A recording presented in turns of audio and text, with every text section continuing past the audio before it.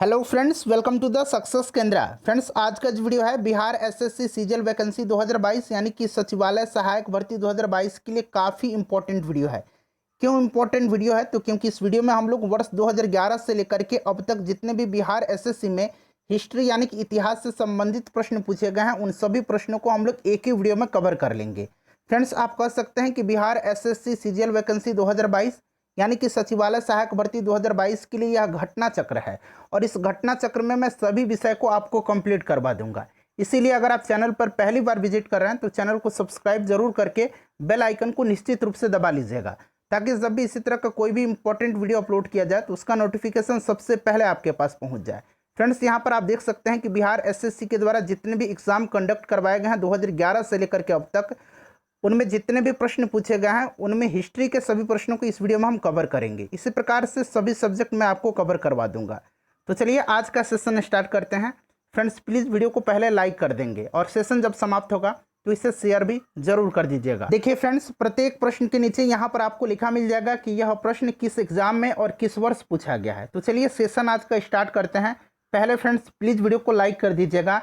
देखिए फ्रेंड्स, इस वीडियो को बनाने में 4 से 5 घंटे के समय लगे हैं। काफ़ी मैंने मेहनत की आपके लिए। सो प्लीज़ वीडियो को लाइक कर दीजिएगा और सेशन जब समाप्त होगा तो इसे शेयर कर दीजिएगा। आज के सेशन का पहला प्रश्न पढ़ेंगे। पहला प्रश्न है कि 1929 ईस्वी में किसकी अध्यक्षता में आयोजित हुए भारतीय राष्ट्रीय कांग्रेस के लाहौर अधिवेशन में ब्रिटिश शासन से पूर्व स्वतंत्रता का प्रस्ताव पारित किया गया था?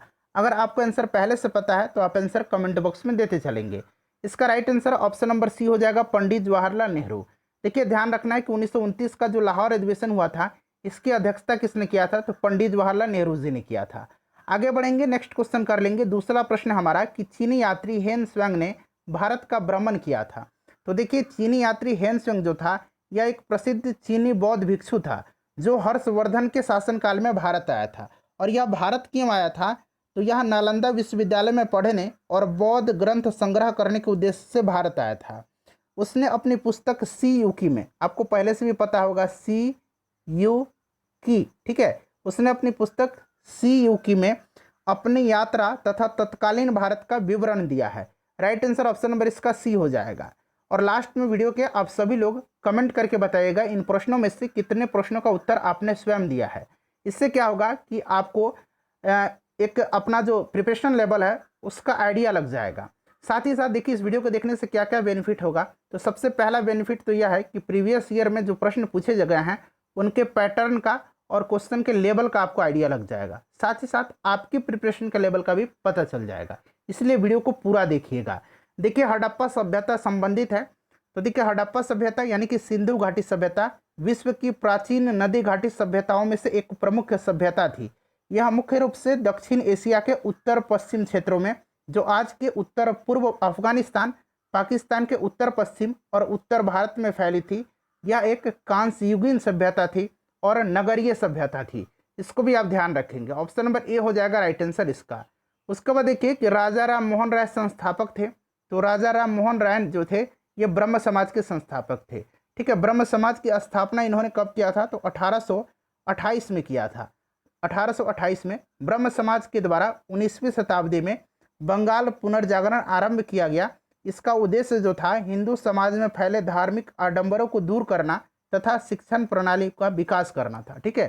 प्रार्थना समाज की स्थापना किसने किया था?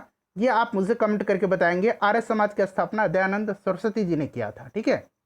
चलिए, उसके बाद देखिए कि निम्नलिखित में से कौन सा विद्रोह जो था बंकिम चंद्र चटर्जी के उपन्यास आनंद मठ के द्वारा प्रसिद्ध हुआ था? तो यह जो विद्रोह था यह कौन सा विद्रोह था? यह सन्यासी विद्रोह था। ऑप्शन नंबर इसका डी राइट आंसर हो जाएगा, सन्यासी विद्रोह, जो कि बंकिम चंद्र चटर्जी के उपन्यास आनंद मठ के द्वारा प्रसिद्ध हुआ था। आनंद मठ का प्रकाशन जो है 1882 में किया गया था और भारत के राष्ट्रीय गीत वंदे मातरम को सर्वप्रथम इसी उपन्यास में प्रकाशित किया गया था। ऑप्शन नंबर इसका डी राइट आंसर हो जाएगा। अगला प्रश्न है कि सिखों के 10वें गुरु गुरु गोविंद सिंह जी का जन्म हुआ था। सबसे पहले आप याद रखेंगे कि सिखों के 10वें गुरु कौन है? तो गुरु गोविंद सिंह जी हैं, ठीक है। इनका जन्म जो है कब हुआ था, कहाँ हुआ था, ये भी ध्यान रखना है। तो 22 दिसंबर 1666 को इनका जन्म हुआ था। 22 दिसंबर 1666 को कहाँ पर? तो पटना, बिहार में हुआ था। Option number C right answer इसका हो जाएगा। और इनके पिता जो थे ये सिखों के 9वें गुरु गुरु तेग बहादुर जी थे, ठीक है। 1699 में गुरु गोविंद सिंह जी ने वैसाखी के दिन खालसा पंथ की स्थापना किया था। अगला प्रश्न है कि कल्हण द्वारा रचित राज तरंगिणी है, कल्हण द्वारा रचित जो राज तरंगिणी है बताइए। तो देखिए, कल्हण के द्वारा संस्कृत में लिखित राज तरंगिणी उत्तर पश्चिम भारतीय उपमहाद्वीप विशेष रूप से कश्मीर के राजाओं के इतिहास पर आधारित छंदबद्ध ऐतिहासिक पुस्तक है। यह पुस्तक कश्मीर में उपलब्ध संसाधनों का विवरण प्रस्तुत करती है। ऑप्शन नंबर बी हो जाएगा राइट आंसर इसका। सम्राट अशोक महान जिसने 40 वर्षों तक भारत में राज किया, उसकी राजधानी उस समय कहाँ थी, उसका नाम क्या था? तो ये पाटलिपुत्र थी। पाटलिपुत्र जिसे वर्तमान में पटना के नाम से जाना जाता है, प्राचीन काल में महान मौर्य सम्राट चंद्रगुप्त मौर्य और सम्राट अशोक की राजधानी थी। सही आंसर इसका ऑप्शन नंबर सी हो जाएगा, पाटलिपुत्र। उसके बाद देखिए अगला प्रश्न हमारा कि ब्रिटिश शासन के विरुद्ध कांग्रेस ने किस वर्ष असहयोग आंदोलन पास किया था, प्रारंभ किया था? तो सबसे पहले आप ध्यान देंगे, देखिए फ्रेंड्स, असहयोग आंदोलन का प्रस्ताव जो है यह कांग्रेस का कलकत्ता अधिवेशन जो कि विशेष अधिवेशन था, उसमें 4 सितंबर 1920 को पारित हुआ था और इसकी अध्यक्षता लाला लाजपत राय ने किया था। महात्मा गांधी ने इसको शुरू कब किया था? तो 1 अगस्त 1920 को, ठीक है। और यह महात्मा गांधी के नेतृत्व में चलाया जाने वाला प्रथम जन आंदोलन था, ठीक है, जिसका व्यापक जनाधार था। और फरवरी 1922 में चौरी चौरा कांड के कारण गांधी जी ने इस आंदोलन को वापस ले लिया था।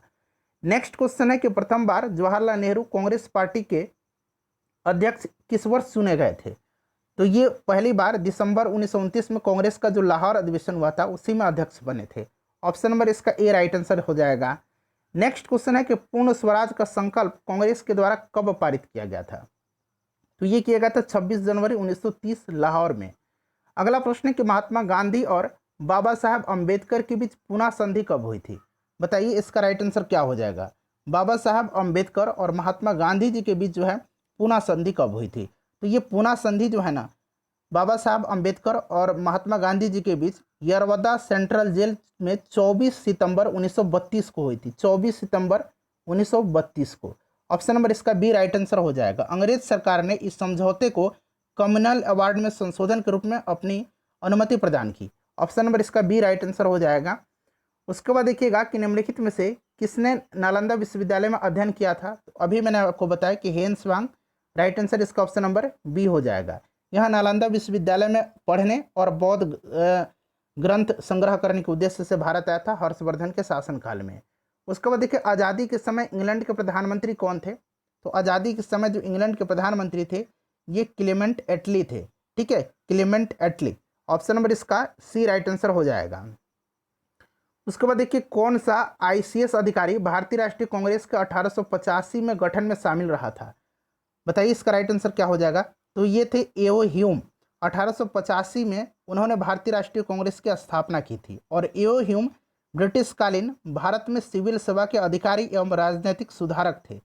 तो राइट आंसर इसका हो जाएगा एओ ह्यूम के द्वारा 1885 में भारतीय राष्ट्रीय कांग्रेस का गठन किया गया था। उस समय वायसराय कौन था? तो लॉर्ड डफरिन था। आगे पढ़ेंगे, भारतीय राष्ट्रीय कांग्रेस से संबंधित बहुत सारे प्रश्न पूछे गए हैं। सर्वेंट ऑफ इंडिया सोसाइटी की स्थापना किसने की थी? बताइए सर्वेंट ऑफ इंडिया सोसाइटी की स्थापना जो है किसने किया था? तो देखिए इसकी स्थापना जो है किसने किया था? तो गोपाल कृष्ण गोखले ने किया था। 1905 में पुणे महाराष्ट्र में इन्होंने इसकी स्थापना किया था, ठीक है। इसका उद्देश्य नौजवानों को सार्वजनिक जीवन के लिए प्रशिक्षित करना था। इस सोसाइटी के सदस्य आजीवन देश की सेवा करने का वचन लेते थे। गोपाल कृष्ण गोखले हो जाएगा। नेक्स्ट क्वेश्चन है हमारा कि भारतीय राष्ट्रीय कांग्रेस की प्रथम महिला अध्यक्ष कौन थी? भारतीय राष्ट्रीय कांग्रेस की प्रथम महिला अध्यक्ष पूछा गया, प्रथम भारतीय महिला अध्यक्ष नहीं पूछा गया है। प्रथम महिला अध्यक्ष जो थी ये कौन थी? तो ये एनी बेसेंट थी। उन्होंने 1917 का जो कलकत्ता अधिवेशन था इसकी अध्यक्षता किया था। एनी बेसेंट हो जाएगा। प्रथम भारतीय महिला अध्यक्ष पूछेगा तो ये सरोजनी नायडू होगा जो 1925 की कानपुर अधिवेशन की अध्यक्षता की थी। नेक्स्ट क्वेश्चन हमारा कि भारतीय राष्ट्रीय कांग्रेस का प्रथम अधिवेशन दिसंबर 1885 में कहाँ हुआ था? दिसंबर 1885 में कहाँ हुआ था? तो यह कहाँ पर हुआ था? बॉम्बे में हुआ था, ठीक है। और इसमें कितने प्रतिनिधियों ने हिस्सा लिया था? 72 प्रतिनिधियों ने हिस्सा लिया था। अध्यक्षता किसने किया था? WC बनर्जी ने किया था।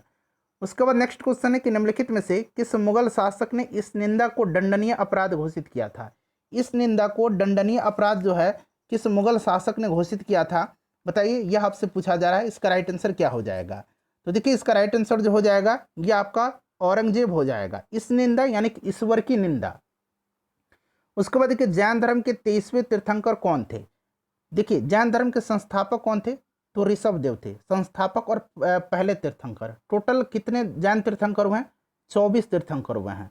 वर्धमान महावीर आखिरी और 24वें तीर्थंकर हैं। 23वें तीर्थंकर जो हैं यह पार्श्वनाथ हैं। Option number D right answer हो जाएगा। ठीक है, इनका प्रतीक चिन्ह क्या है, तो सर्प है, याद रखेंगे। चलिए अगला प्रश्न हमारा कि सविनय अवज्ञा आंदोलन किस घटना से पहले घटित हुआ था। किस घटना से पहले जो है यह घटित हुआ था, बताइए। इसका राइट आंसर आप मुझे कमेंट करके बताएंगे। ठीक है, अब यहाँ पर देखिए मैं बता देता हूँ पहले पूर्ण स्वराज की घोषणा, तो यह आपका 1929 हो जाएगा। सविनय अवज्ञा आंदोलन 1930 में। डांडी मार्च 12 मार्च से स्टार्ट हुआ था 1930 में। गांधी इरविन समझौता 5 मार्च 1931। क्रिप्स मिशन की असफलता बताइए मार्च 1942। तो अब आप इसका आंसर कमेंट करके मुझे बता देंगे। उसके बाद देखिए बर्मा जो है अब इसका नया नाम क्या है, म्यांमार है। किस वर्ष ब्रिटिश आधिपत्य से मुक्त हुआ था। बर्मा जो है 4 जनवरी 1948 को ब्रिटिश उपनिवेशवाद के चंगुल से मुक्त हुआ और वहां पर 1962 ईस्वी तक लोकतांत्रिक सरकारें निर्वाचित होती रहीं। राइट आंसर इसका 1948 हो जाएगा। निम्नलिखित में से किसने तीनों गोलमेज सम्मेलनों में भाग लिया था, बताइए। देखिए सबसे पहले आपको याद रखना है कि 3 गोलमेज सम्मेलन हुए। पहला गोलमेज सम्मेलन 1930 में हुआ है, दूसरा 1931 में और तीसरा 1932 में। और तीनों गोलमेज सम्मेलन में जिन्होंने हिस्सा लिया था ये बाबा साहब अम्बेडकर थे। Right answer option number D हो जाएगा। महात्मा गांधी जी जो थे इन्होंने दूसरे गोलमेज सम्मेलन जो कि 1931 में हुआ था इसमें कांग्रेस का प्रतिनिधित्व किया था। भारत में अंग्रेजी शिक्षा किसने आरंभ की थी। भारत का प्रथम governor general Lord William Bentinck के काल में मैकाले की अनुशंसा पर अंग्रेजी भाषा को शिक्षा का माध्यम बनाया गया था। मैकाले इसका राइट आंसर हो जाएगा। उसके बाद चलिए अगला प्रश्न कर लेंगे कि गांधार कला निम्न 2 कलाओं का संयोजन है, बताइए किसका किसका यह संयोजन है गांधार कला। तो गांधार कला यह जो है गांधार कला में भारतीय तथा ग्रीक यानी कि इंडो ग्रीक कला का मिश्रण है।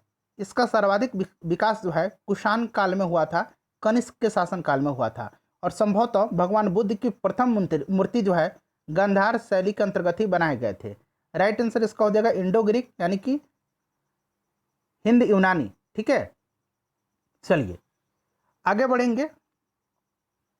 नेक्स्ट क्वेश्चन है हमारा अगला प्रश्न कि अलीगढ़ में स्थित जामिया मिलिया इस्लामिया विश्वविद्यालय के प्रथम कुलपति कौन थे। ध्यान दीजिएगा, देखिए सर सैयद अहमद खान इन्होंने 1875 में अलीगढ़ मुस्लिम विश्वविद्यालय की स्थापना की थी और इस विश्वविद्यालय के प्रथम कुलपति हाकिम अजमल खान थे। Right answer option number C हो जाएगा। ठीक है, चलिए उसके बाद नेक्स्ट क्वेश्चन कर लेंगे, आगे बढ़ेंगे। अब देखिए अगला प्रश्न है हमारा कि दीनबंधु सार्वजनिक सभा की स्थापना जो है किसके द्वारा की गई। दीनबंधु सार्वजनिक सभा की स्थापना जो है किनके द्वारा की गई। हो सकता है यह प्रश्न आपको पहली बार मिला हो, अच्छा प्रश्न है, इसका आंसर आप बताइए। तो देखिए दीनबंधु सार्वजनिक सभा की स्थापना ज्योतिबा फूले ने 1884 में जो है महिला शिक्षा के उद्देश्य से किया था। राइट आंसर इसका क्या हो जाएगा, ज्योतिबा फूले। और ज्योतिबा फूले ने 1873 में सत्यशोधक समाज की भी स्थापना किया था, ये भी याद रखेंगे। चलिए आगे बढ़ेंगे कि आदि ऐतिहासिक खाली स्थान दिया गया और इतिहास के बीच की अवधि जिसके लिए हमारे पास बहुत कम लिखित रिकॉर्ड है वह कौन सा है।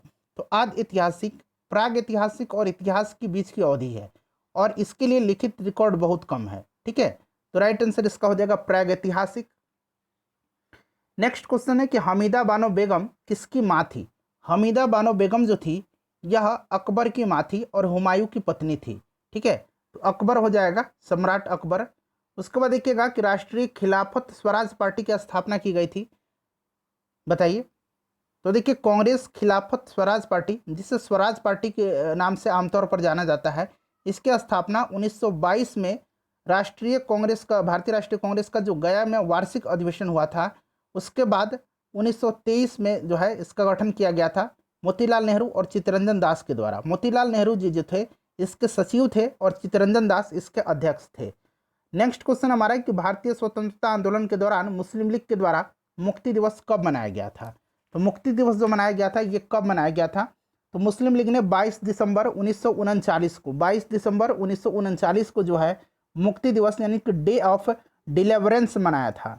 जब कांग्रेस पार्टी के सदस्य जो केंद्र और प्रांतीय सरकार में हिस्सा थे, उन्होंने भारत के दूसरे विश्व युद्ध में शामिल होने करने के फैसले से उसका विरोध करते हुए अपना त्यागपत्र दे दिया था। और इसी दिवस को जो है मनाने का आह्वान मोहम्मद अली जिन्ना ने किया था। इस दिवस को मनाने का जो आह्वान है, मुक्ति दिवस, मोहम्मद अली जिन्ना ने किया था। ब्रिटिश भारत में बिहार राज्य के प्रथम प्रधानमंत्री कौन थे? अब यहाँ पर देखिए प्रधानमंत्री पूछा गया, तो उस समय प्रधानमंत्री होता था जिसे अब मुख्यमंत्री कहा जाता है, मोहम्मद यूनिस थे। कौन थे? मोहम्मद यूनिस हो जाएगा। उसके बाद देखिएगा कि बिहार में भारत छोड़ो आंदोलन के दौरान किस जिला को अपराधी जिला घोषित किया गया था? भारत छोड़ो आंदोलन के दौरान ब्रिटिश सरकार ने बिहार के सारण जिले को 1942 ईस्वी में किसानों के भारी विद्रोह के कारण कुख्यात आपराधिक जिला घोषित किया था। यह आपका सारण राइट आंसर हो जाएगा। ठीक है, चलिए। और जगलाल चौधरी का नाम याद रखेंगे। जगलाल चौधरी के द्वारा जो है जिला पुलिस थाने को जलाने का कार्य भी यहाँ पर घटित हुआ था। अगला प्रश्न हमारा कि बिहार में स्वदेशी आंदोलन के दौरान राखी बंधन दिवस कहाँ मनाया गया था? तो राइट आंसर इसका हो जाएगा कहाँ पर, बताइए।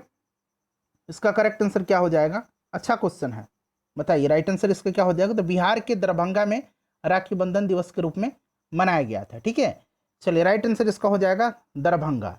1905 में जो बंगाल विभाजन हुआ था फ्रेंड्स, आपको याद होगा, रविन्द्रनाथ टैगोर ने राखी बंधन को हिंदू मुस्लिम का एकता के लिए प्रतीक बताया था। चलिए 16 अक्टूबर 1905 को बंगाल विभाजन प्रभावी हुआ था। नेक्स्ट क्वेश्चन कर लेंगे कि भारत में क्रांतिकारी आंदोलन कहाँ से शुरू हुआ था, यानी कि किस राज्य से शुरू हुआ था? तो देखिए भारत में क्रांतिकारी आंदोलन जो है सबसे पहले शुरू हुए थे महाराष्ट्र से। ऑप्शन नंबर इसका डी राइट आंसर हो जाएगा। उसके बाद देखिए गदर पार्टी की स्थापना कब हुई थी? तो देखिए गदर पार्टी की स्थापना जो है 1913 में लाला हरदयाल और कांसीराम ने सैन फ्रांसिस्को में किया था। ठीक है, जो भारतीय राष्ट्रीय आंदोलन से संबंधित एक संस्था थी। 1913 हो जाएगा। उसके बाद नेक्स्ट क्वेश्चन हमारे कि भारतीय स्वतंत्रता संघर्ष के समय कांग्रेस का शैशव काल किस अवधि को कहा जाता है? तो कांग्रेस का जो शैशव काल था ये कब से कब तक कहा जाता है? तो 1885 से लेकर के 1905 की अवधि को कांग्रेस का शैशव काल कहा जाता है। ठीक है, राइट आंसर इसका 1885 से 1905 हो जाएगा। उसके बाद देखिएगा कि जालियांवाला बाग हत्याकांड की घटना कब घटी थी? जालियांवाला बाग हत्याकांड की घटना 13 अप्रैल 1919 को घटी थी। ठीक है, जनरल डायर के आदेश पर जो है गोरखा सैनिकों ने जालियांवाला बाग नरसंहार किया था। और उस समय वायसराय कौन था? लॉर्ड चैम्सफोर्ड था। तो यह आपका हो जाएगा राइट आंसर इसका 13 अप्रैल 1919। ऑप्शन में नहीं है, 13 अप्रैल 1919 ऑप्शन में नहीं है, इसलिए 13 अप्रैल 1919 आपको ध्यान रखना है। ठीक है, चलिए आगे बढ़ेंगे। साइमन कमीशन की रिपोर्ट कब प्रकाशित हुई थी? साइमन कमीशन की रिपोर्ट 1930 ईस्वी में 2 खंडों में छपी थी। 2 खंडों में छपी थी 1930 में। 1930 हो जाएगा। साइमन कमीशन जो है यह 3 फरवरी 1928 को भारत आया था। चलिए आगे बढ़ेंगे कि बिहार में चौकीदारी कर न देने का अभियान कब शुरू किया गया था? चौकीदारी कर न देने का अभियान जो है कब शुरू किया गया था? तो देखिए बिहार प्रदेश कांग्रेस कमेटी ने मई 1930 में विदेशी वस्त्रों और शराब की दुकानों के आगे धरने का प्रस्ताव किया। इसी आंदोलन के क्रम में बिहार में चौकीदारी कर देना बंद कर दिया गया था। तो राइट आंसर इसका क्या हो जाएगा? 1930 हो जाएगा। ठीक है, अगला प्रश्न हमारा कि भारतीय राष्ट्रीय कांग्रेस के दूसरे अध्यक्ष कौन थे? पहले अध्यक्ष जो थे ये WC बनर्जी थे। दूसरे अध्यक्ष जो थे ये कौन थे? दादा भाई नौरोजी थे। ठीक है, 1886 का जो कलकत्ता अधिवेशन हुआ था इसकी अध्यक्षता इन्होंने किया था। बदरुद्दीन तैयब जी पहले मुस्लिम अध्यक्ष थे। उसके बाद जॉर्ज यूले पहला विदेशी अध्यक्ष था। पानीपत की तीसरी लड़ाई, सबसे पहले तो याद रखना है आपको पानीपत की पहली लड़ाई कब हुई थी? तो देखिए पानीपत की पहली लड़ाई जो हुई थी ये हुई थी कब? तो 1526 में। ठीक है, बाबर और इब्राहिम लोदी के बीच में। दूसरा जो हुआ था 1556 में हुआ था अकबर और हेमू के बीच में। और तीसरा जो हुआ था ये कब हुआ था? तो देखिए तीसरा जो हुआ था ये आपका हुआ था 1761 में। ठीक है, अहमद शाह अब्दाली और मराठों के बीच में। इस समय जो था मराठे हार गए थे और अहमद शाह अब्दाली जीत गया था। ब्रह्म समाज की स्थापना कब की गई थी? देखिए ये प्रश्न फिर से मतलब दूसरे तरीके से पूछा गया है। 1828 में राजा राम मोहन राय के द्वारा। नेक्स्ट क्वेश्चन है हमारा कि नील सत्याग्रह बिहार में कहाँ आरंभ की गई थी? नील सत्याग्रह जो है यह बिहार में कहाँ आरंभ की गई थी? बताइए राइट आंसर इसका क्या हो जाएगा? तो यह चंपारण में। ठीक है, चंपारण सत्याग्रह आपको याद होगा 1917 में हुआ था। उसके बाद देखिए बिहार में पहला कांग्रेस अधिवेशन कहाँ हुआ था? तो यह बांकीपुर में हुआ था। पहला जो हुआ था बांकीपुर में हुआ था, ठीक है, बांकीपुर में। इसकी अध्यक्षता किसने किया था? RN माधवलकर ने किया था। दूसरा जो हुआ था वो आपका गया में हुआ था, इसकी अध्यक्षता चित्तरंजन दास ने किया था 1922 में, ठीक है। चलो उसके बाद देखिएगा कि 1857 से 1859 का प्रथम स्वतंत्रता संग्राम पुस्तक के लेखक जो है कौन है? अब ध्यान से सुनिएगा। देखिए, the first Indian war of independence 1857 to 1859, इसको लिखा है कार्ल मार्क्स और फ्रेडरिक एंगल्स ने, ठीक है। और एक पुस्तक है the Indian war of independence, इसको लिखा है BD सावरकर ने। तो दोनों को आप ध्यान रखेंगे, ठीक है। चलिए उसके बाद देखिएगा कि इंडिया डिवाइडेड पुस्तक के लेखक कौन है? तो इंडिया डिवाइडेड लिखा है डॉक्टर राजेंद्र प्रसाद ने। ऑप्शन नंबर इसका डी जो होगा राइट आंसर हो जाएगा। देखिए, पुस्तक और लेखक से कितने प्रश्न पूछे गए, इसीलिए मैंने एक स्पेशल वीडियो बना दिया इस पर, लिंक डिस्क्रिप्शन में मिल जाएगा, निश्चित रूप से आप देख लीजिएगा। भारतीय कम्युनिस्ट पार्टी की स्थापना किसने की थी? तो MN रॉय ने किया था। ऑप्शन नंबर बी हो जाएगा राइट आंसर है, ठीक है। और revolutionary communist party of India की स्थापना जो है ये सोमेंद्र नाथ बोस ने किया था, ठीक है। Revolutionary communist party of India की स्थापना सोमेंद्र नाथ ने टैगोर ने किया था, या सोमेंद्र नाथ बोस कह लीजिए। और भारतीय कम्युनिस्ट पार्टी की स्थापना जो है MN रॉय ने किया था। उसके बाद देखिएगा कि भारत छोड़ो आंदोलन के समय सबसे अधिक समय तक समानांतर सरकार की स्थापना कहाँ की गई थी? सबसे अधिक समय पूछा गया है, ठीक है। देखिए, समानांतर सरकार की स्थापना जो है पहली बार कहाँ पर हुई थी? तो यह की गई थी उत्तर प्रदेश के बलिया में चित्तूर पांडे के नेतृत्व में। लेकिन सबसे अधिक समय तक पूछा गया है तो ये सतारा में, ठीक है। सबसे अधिक समय तक, जो लंबे समय तक सरकार चली थी समानांतर सरकार, वो सतारा में चली थी। उसके बाद देखिए, बिहार में होम रूल लीग के अध्यक्ष कौन थे? बिहार में होम रूल लीग के जो अध्यक्ष थे ये मौलाना मजहरुल हक थे। कौन थे फ्रेंड्स? मौलाना मजहरुल हक थे। ध्यान रखेंगे, राइट आंसर इसका क्या हो जाएगा? राइट आंसर जो है ऑप्शन में देखिए मौलाना मजहरुल हक दिया गया है, ऑप्शन नंबर बी में। उसके बाद चलिए अगला प्रश्न है कि पुस्तक आईने सिकंदरी के लेखक कौन है? तो आईने सिकंदरी का लेखक जो है या अमीर खुसरो है। Option number A right answer हो जाएगा। कुतुब मीनार का निर्माण कार्य किसके द्वारा किया गया था पूरा? तो कुतुब मीनार की नींव रखी थी कुतुबुद्दीन ऐबक ने, और इस अधूरी मीनार को इल्तुतमिश ने पूरा करवाया था। और इसकी 5वीं मंजिल का निर्माण फिरोज शाह तुगलक ने करवाया है, ठीक है, ध्यान रखेंगे।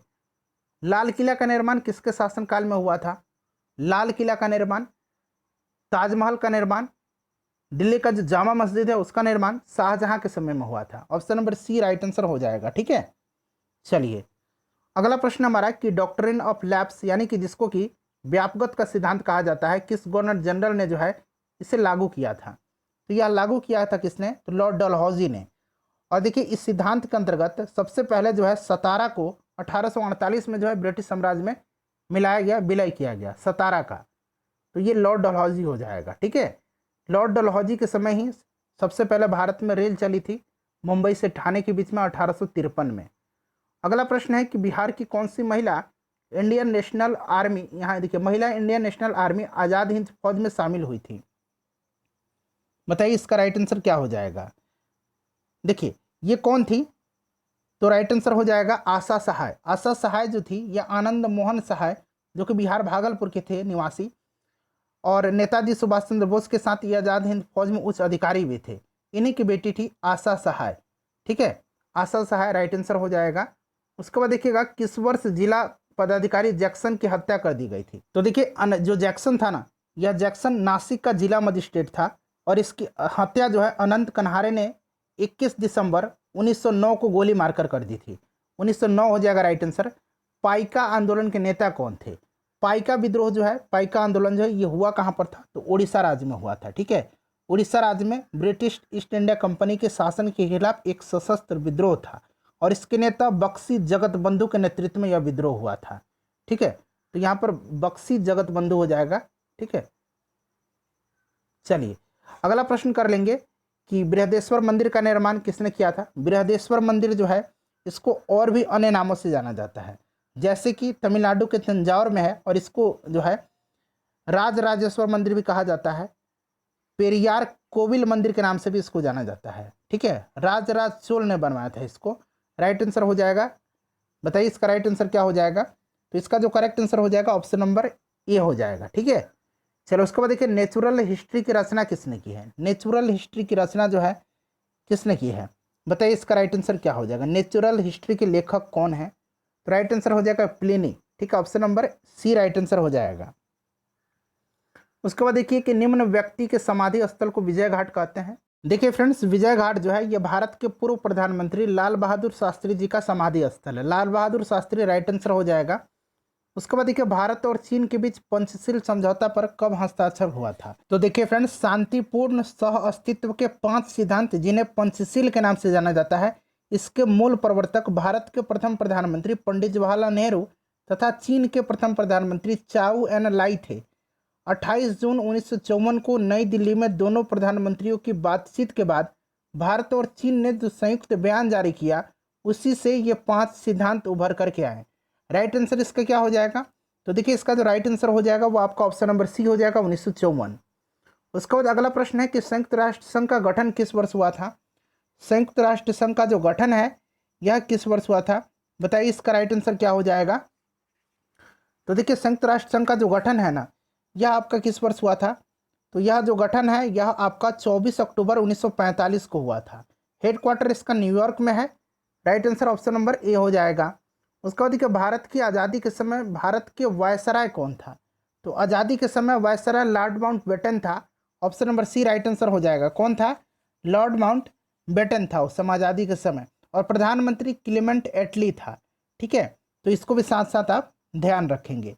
चलिए उसके बाद आगे बढ़ जाएंगे, नेक्स्ट क्वेश्चन कर लेंगे कि 1860 ईस्वी में प्रकाशित नील दर्पण नील की खेती करने वाले की दुर्दशा चित्रित करता था। नील दर्पण के रचनाकार कौन थे?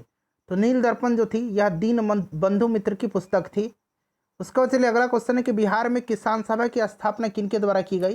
तो देखिए बिहार में प्रांतीय किसान सभा की स्थापना 1929 ईस्वी में स्वामी सहजानंद सरस्वती के द्वारा किया गया और पुनः इन्हीं के द्वारा 11 अप्रैल 1936 को अखिल भारतीय किसान सभा का गठन किया गया था।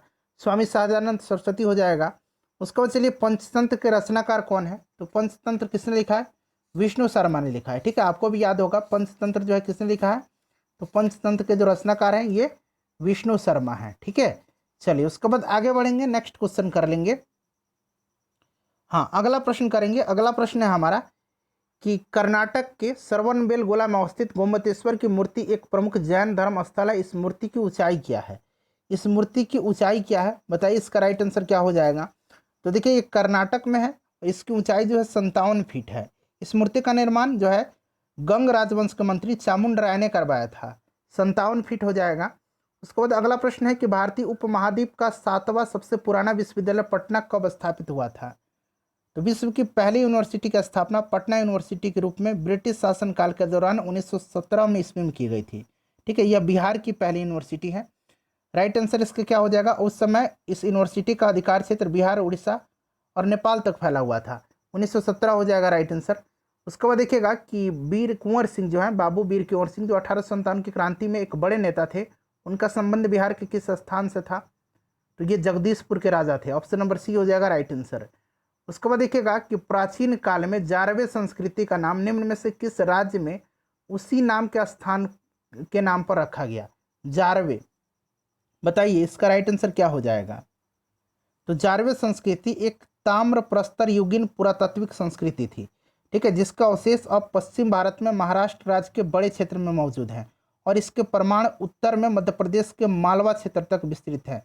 इसके नाम जारवे स्थल के नाम पर जो है रखा गया है। इसका राइट आंसर जो हो जाएगा वो आपका ऑप्शन नंबर ए हो जाएगा, महाराष्ट्र।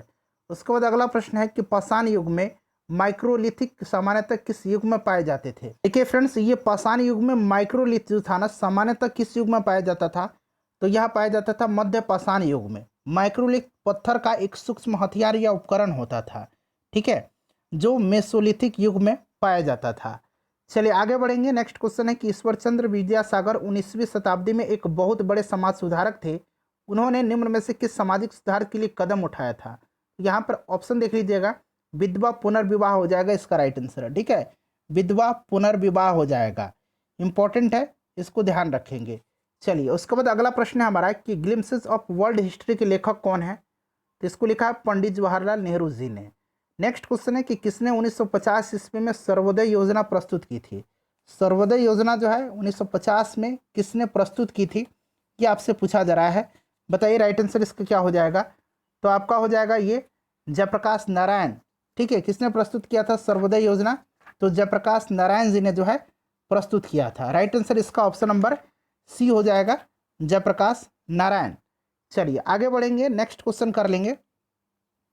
अगला प्रश्न है कि स्वराज पार्टी की स्थापना किसने की थी? तो मोतीलाल नेहरू और चित्तरंजन दास ने 1923 में किया था। मोतीलाल नेहरू सचिव थे और चित्तरंजन दास जी अध्यक्ष थे। पद्मावत के लेखक कौन है? तो पद्मावत लिखा है मलिक मोहम्मद जायसी ने। उसके बाद देखिएगा कि इनका जेल का कमरा एक पर्यटन स्थल है। तो राइट आंसर वीडी सावरकर हो जाएगा।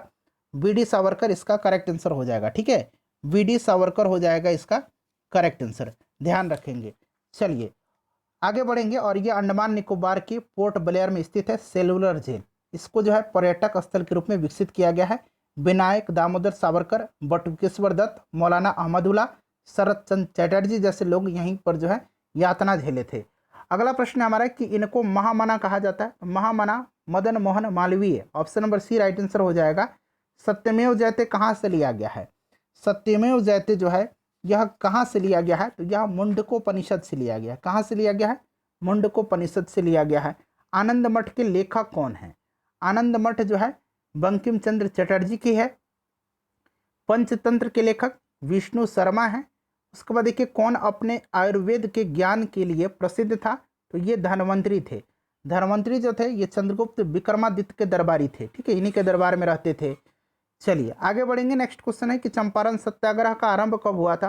तो ये 1917 में महात्मा गांधी का भारत में पहला सत्याग्रह था। उसके बाद देखिएगा कि अंग्रेजों ने भारत में राज्यकाल में आखिर से एक पूर्व वायसराय कौन था? आखिर से एक पूर्व वायसराय पूछा गया है, बताइए इसका राइट आंसर क्या हो जाएगा? आखिर से पूर्व पूछा गया है। ठीक है, तो सबसे पहले यहां पर ध्यान रखेंगे, सबसे आखिर में कौन था? लॉर्ड माउंटबेटन था। उससे पहले कौन था? लॉर्ड बेबल था। तो इसलिए आखिर से पूर्व पूछा गया है। अंग्रेजों ने बहादुर शाह द्वितीय को किस देश से निकाल करके कहाँ भेज दिया? तो इनको रंगून भेज दिया था। रंगून निर्वासित किया गया था, जहाँ पर उनकी मृत्यु हो गई थी। उसके बाद देखिए गुरु नानक का जन्म कहाँ पर हुआ था? तो गुरु नानक का जन्म जो है ये आपका 1469 में कार्तिक पूर्णिमा का दिन तलवंडी, जो कि वर्तमान में ननकाना साहब पंजाब पाकिस्तान में है, वहीं पर हुआ था। ठीक है, तलवंडी इसका राइट आंसर हो जाएगा। चलिए आगे बढ़ेंगे कि गोवा से पूर्व पुर्तगालियों की भारत में कौन सी राजधानी थी? गोवा से पूर्व पुर्तगालियों की राजधानी जो थी, यानी कि पुर्तगालियों की प्रारंभिक राजधानी कोचीन थी। ठीक है, इसके बाद पुराना गोवा, नया गोवा, ये सब हुआ। ठीक है, तो कोचीन हो जाएगा राइट आंसर। अकबर के दरबार में कितने रत्न थे? तो ये 9 रत्न थे। ठीक है, 9 रत्न याद रखेंगे, 9 हो जाएगा। उसके बाद देखिएगा किसने दाऊद को पटना और हाजीपुर से खदेड़ कर बाहर कर दिया था? किसने दाऊद को पटना और हाजीपुर से जो है खदेड़ कर बाहर कर दिया था? बताइए इसका राइट आंसर क्या हो जाएगा? इसका करेक्ट आंसर क्या हो जाएगा बताइए? तो देखिए इसका जो करेक्ट आंसर हो जाएगा वो आपका हो जाएगा इसमें से ऑप्शन नंबर डी, अकबर ने। उसके बाद देखिए गुप्त वंश का अंतिम शासक कौन था? गुप्त वंश का अंतिम शासक जो था वो आपका विष्णुगुप्त हो जाएगा इसमें से। ठीक है, चलिए राइट आंसर इसका विष्णुगुप्त हो जाएगा, ऑप्शन नंबर बी हो जाएगा इसका आंसर। उसके बाद नेक्स्ट क्वेश्चन देखेंगे कि बुद्ध से संबंधित अवसरों से जुड़े प्रतीकों में स्तूप जो है किसका प्रतीक है?